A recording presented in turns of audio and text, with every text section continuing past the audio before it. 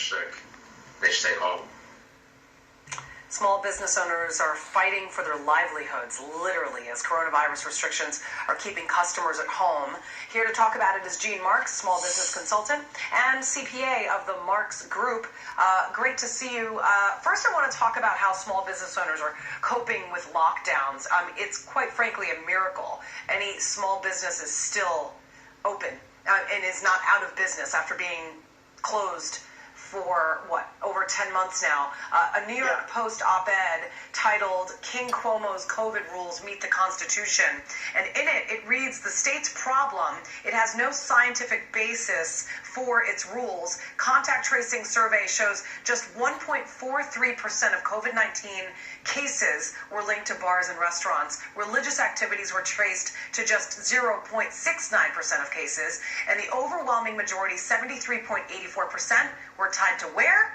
Private household gatherings, and that is where the governor has told everyone to shutter during the holidays. And look what happened after Halloween. Look what happened after Thanksgiving.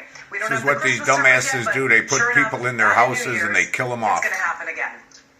Yeah, Julie, let me actually give you even some more numbers, because I just wrote about this in The Hill this week. You know, in the UK, the National Health Service, so this is like the National Health Service, the government agency for their healthcare system, they reported that of the more than 71,000 people that have died of coronavirus since the outbreak broke out, 388 people, Julie, 388 either were under the age of 60 and had no pre-existing conditions, which means that 99.99% of the people in the UK, based on their numbers, that have died of coronavirus, as sad as that is, were older and had some type of pre-existing conditions. Now, we don't have the granularity of that data here in the U.S. because we don't have a National Health Service, but if you were to extrapolate it, as I wrote about, again, in The Hill, it would be just a few thousand deaths. And I know that sounds awful, and, you know, I'm not advocating killing people, but to shut down